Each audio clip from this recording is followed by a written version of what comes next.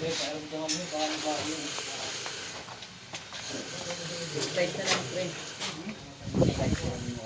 Para tinatanggalin natin itong ano nila. Pinagpulo pa.